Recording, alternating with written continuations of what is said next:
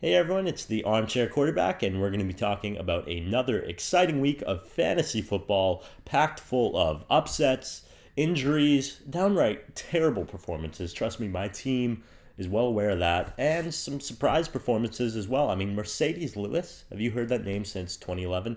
Probably not. I mean, he caught 3 touchdowns on Sunday. I didn't even know he was still in the league, to be honest. Well, I did, but I didn't think he was catching balls. He caught 4 of them on Sunday.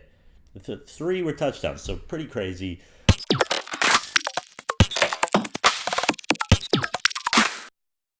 So we're going to start off the armchair update talking about injuries. The first of which being Darren Sproles, who had an awful injury on Sunday. On the same play, he broke his arm and tore his ACL, so you can only imagine the type of pain. Those are 2 awful injuries.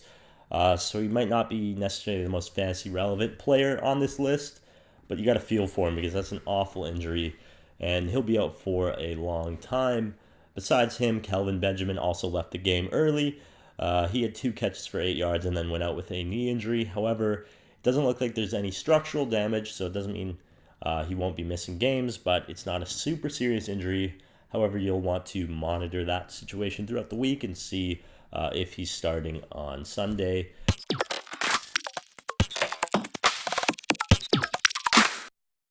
So as I mentioned, it was a bit of a slow week for waiver wire pickups, but there's still a few players worth taking a look at.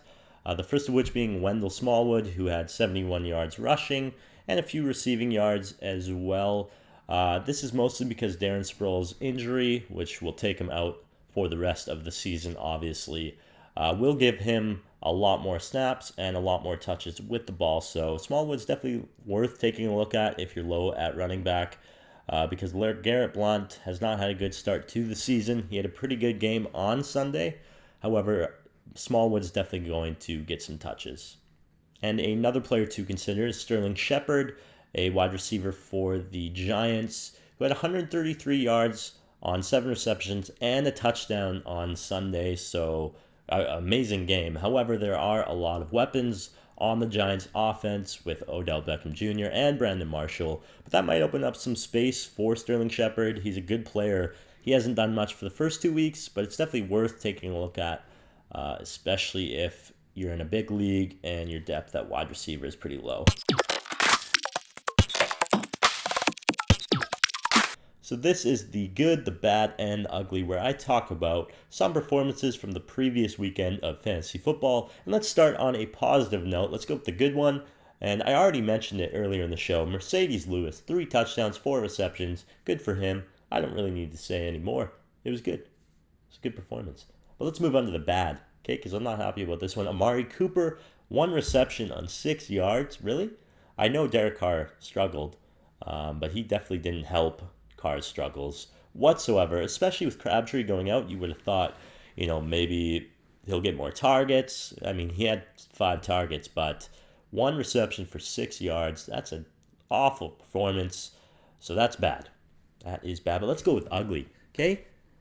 I thought, Cody Parkey, he's gonna do well. He's gonna put up a lot of field goals. They're against the Jets. The Jets aren't good. So let's put him in my lineup. Let's start him. Well, that wasn't a good idea. He had 0 field goals and an extra point miss. So he actually gave me negative fantasy points on the week. I had -1 points from Cody Parkey, and maybe it wasn't his fault. It was more the Dolphins' offense just being just awful. Cutler, what were you doing? It's the Jets. They're not good. So yeah, it was just not a good performance, and maybe you can blame this on the Miami offense as a whole. But he missed the extra point as well. Like, come on. Come on. And then late in the fourth quarter, they're down by 20. It's a 4th and 10. And yeah, they go for it, but just kick the field goal. Get some points. Anyways, I'm mad about it. I'm -1 points. I could have won if he did anything. That's going to do it for this week of the Armchair Quarterback. Thank you guys for watching. Be sure to connect with me on social media. It's all on the screen now. You've heard this before. So, Cody Parkey, man. -1 points. See you guys next week.